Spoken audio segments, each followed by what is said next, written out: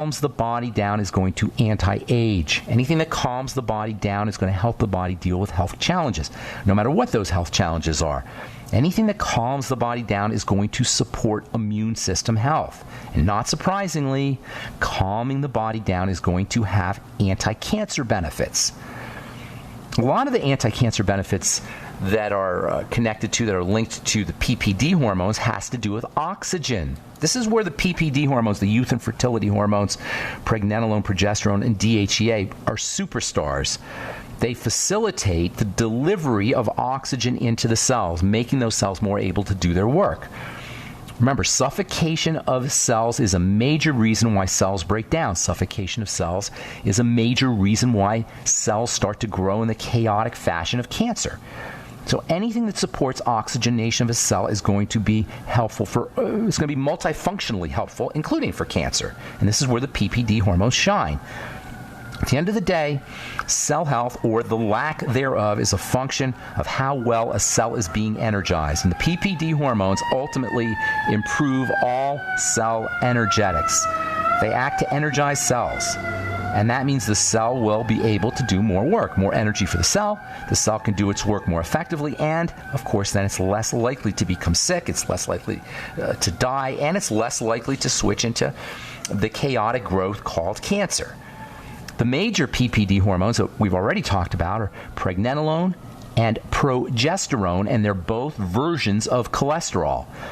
Scientists will tell you, and lay people will also say, that these are derived from cholesterol. I don't like to say derived from cholesterol because they're more derived from cholesterol doesn't really say what these things are. They're versions of cholesterol. They're types of cholesterol. When you understand that, you'll see the utter intellectual and biochemical bankruptcy, the medical stupidity, utter stupidity of using a drug to suppress cholesterol. It is ridiculous. And I was just reading, by the way, how the cholesterol hypothesis is dead officially. I've been saying it's dead. It was never alive. I thought it was the most ridiculous health strategy, heart health strategy ever.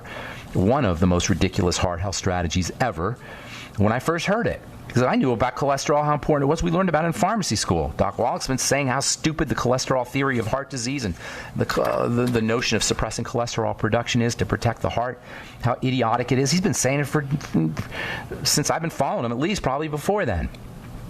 And now it's been officially called dead by the Royal Mail. I'll read the article when we come back from our break. Somebody sent it to me, texted it to me. In any case, cholesterol is important as a raw material for your PPD hormones. In fact, your PPD hormones are versions of cholesterol. They're calming hormones, they're building hormones, they're healing hormones, they're stabilizing hormones, they're anti-aging hormones, they're youth-promoting hormones, they're weight loss hormones. Yeah, pretty much every single thing you want a supplement to be, you get from the PPD hormones. All the markers of health improve with these substances. All right, I'm Pharmacist Ben. You're listening to The Bright Side. We'll be back with your phone calls. 844-236-6010 right after this. Okay, we are back. On The Bright Side, 844-236-6010 is our number. Get your calls here in just a moment, so hang on. If you're on hold, we do have lines open for you. If you have questions about the longevity products or health or nutrition or prescription drugs, if you want to wean yourself off your meds and get on a good nutritional supplement program or have a health challenge you want help dealing with, 844-236-6010 is our number. From the Daily Mail, Wednesday, this is from Monday. Millions of people may be needlessly taking statins every day. Study claims lowering cholesterol may not slash heart disease risk. Millions of people may be needlessly taking statins every day, according to research, which suggests lowering cholesterol below a certain level does nothing to reduce heart disease risk. You guys, you don't need to read it in the paper. It's just logical. It's just common sense. Cholesterol is incredibly important stuff. And yes, cholesterol plaques are associated with the disease state, but the question isn't the issue isn't the cholesterol. It's why is the cholesterol being produced in such abundance, and it usually has to do with biochemical breakdown, inflammation, diabetes, dysglycemia, messed up blood sugar. The reason our cholesterol goes up is because we're not healthy. The answer is not to poison the body further. to suppress the health further. This is a classic example of the utter stupidity and failure of the modern medical model when it comes to dealing with chronic long-term degenerative diseases. Yes, I know infections and antibiotics and life expectancy has increased, and there's some things the medical model does that are good, particularly when it comes to mechanical trauma as well as infection. But when it comes to long-term chronic degenerative diseases, heart disease and cancer, statin drugs, pharmacology, doctors are irrelevant. No, they're worse than irrelevant. They're dangerous. And this is why you read how doctors are a leading cause of death, and prescription drugs are a leading cause of death, and hospital errors are a leading cause of death. It's not your individual doctor's fault. The individual doctor is usually a good person who wants to help out. He's just a sucker. He's just bought into this medical model. He's just as entranced as his patients. Probably even the research scientists at the drug companies think they're doing a good thing. But it just flies in the face of common sense to think that you can cut something out of the body or that you can suppress the body's chemistry and be better for it. In the case of statins and cholesterol drugs, the side effects associated with statins are linked to the fact that you're suppressing the production of cholesterol, which is super important and actually a type of pregnenolone and a type of progesterone and a type of DHEA. Cholesterol and DHEA are versions of each other. So I don't like saying that pregnenolone is derived from cholesterol. It is a type of cholesterol. Likewise with DHEA and likewise with progesterone. And we talked a lot about pregnenolone. We've talked a lot about progesterone. Both of these are important. But pregnenolone, which turns into progesterone, is also turned into DHEA, which is arguably the most important of all the body's hormones. At least it's the one that's most abundantly produced. We produce more DHEA than any other hormone in the body. And I will spend a lot of time talking about DHEA. We'll talk about DHEA, how it regards cancer. We'll also talk about DHEA for anti-aging, DHEA for anti-stress, DHEA for youth and fertility, DHEA for bodybuilders. We'll talk about the versions of DHEA. We're going to spend a lot of time talking about this super, super, super important hormone substance. All right, I'm Pharmacist Ben. 844-236-6010 is our number. We do have lines open for you. Let's go to Minneapolis, Minnesota, and welcome EB to the bright side. Good morning, EB. What's going on? EB. EB? Do we have EB? Going once. Going twice. And I'm not sure where EB is, but we'll put EB on hold. Actually, it's our only call here. So, EB, I'm not sure what happened, but you're not there. And I'm just gonna move forward here. All right, got a couple things I want to talk about here in terms of studies that just came out. Single species of bacteria can reverse autism-related social behavior in mice. So we have EB back? Do we have EB? All right, EB, you got to call back, buddy. I'm not sure what happened, and I'm not sure what happened, Blake, either. So maybe you can look into that. Single species of gut bacteria can reverse autism-related social behavior in mice. The absence of one particular form of gut bacteria can actually induce, the absence of this bacteria can induce autism behavior, and replacing this bacteria can reverse autism behavior. This is from Baylor College of Medicine, as reported in the journal Cell. This is so important, you guys. Autism more and more is being understood as a digestive health issue. Now, we talk about this all the time. The book by Natasha Kinsky-Campbell, The Gut and Psychology Syndrome, very important book for folks who are trying to understand schizophrenia and autism, and really all mental health issues. But more and more we're understanding that autism and what is called ASD, or autism spectrum disorder, is a gut issue, a digestive health issue. And this should come as no surprise to anybody who listens to this program. The link between probiotics, the link between gut bacteria and mental health is underestimated at our own peril. And that doesn't just mean the really dramatic health challenges like schizophrenia and autism, but even things like depression can be associated to problems with gut bacteria. Even things like brain fog can be associated to gut bacteria. Even Alzheimer's disease and Parkinson's disease and movement disorders can be backtracked to issues with gut bacteria, so-called dysbiosis. And given how most of us eat, and given the standard American diet, how most of us are trained to eat, this should come as no surprise.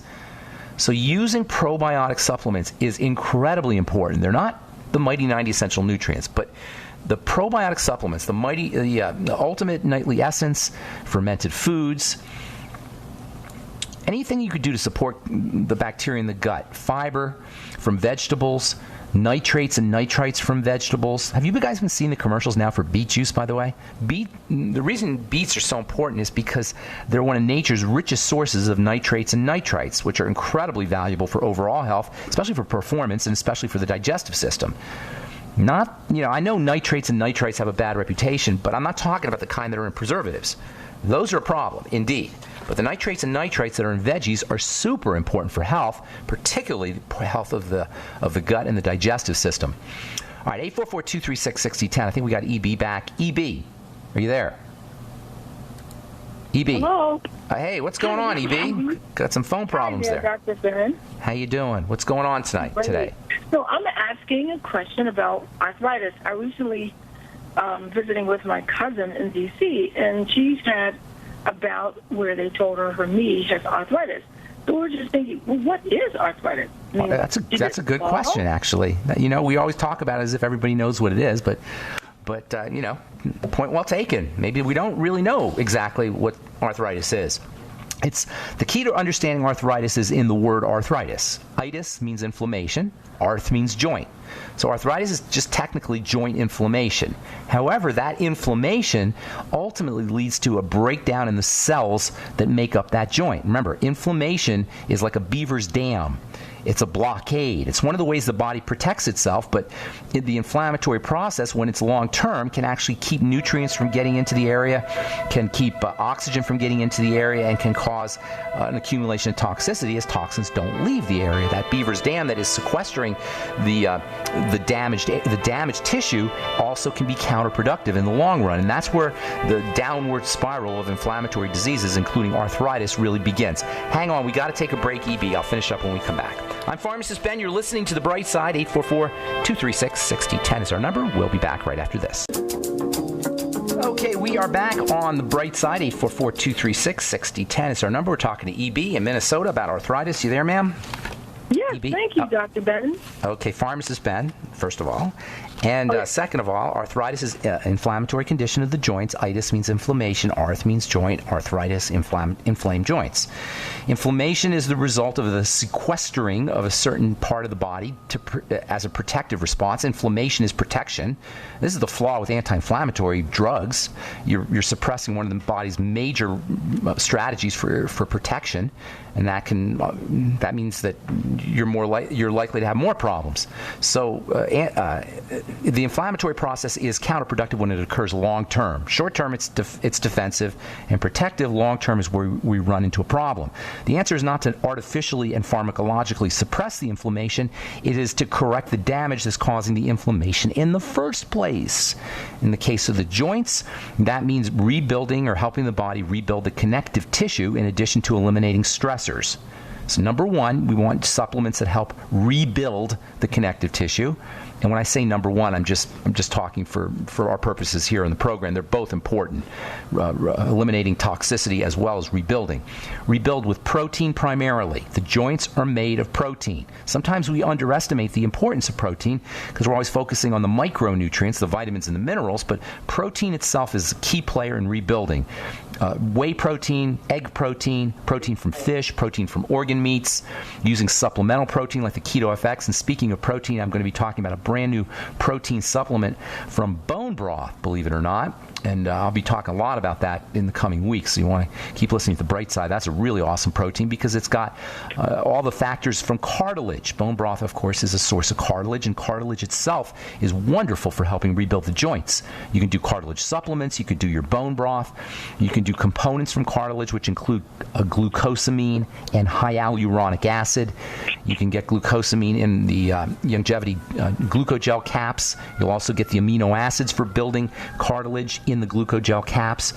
and then you'll have to get a little hyaluronic acid as a supplement somewhere else, maybe 100 milligrams of hyaluronic acid a day. You always want to take vitamin C with your glucosamine and with your hyaluronic acid and with your bone broth for that matter.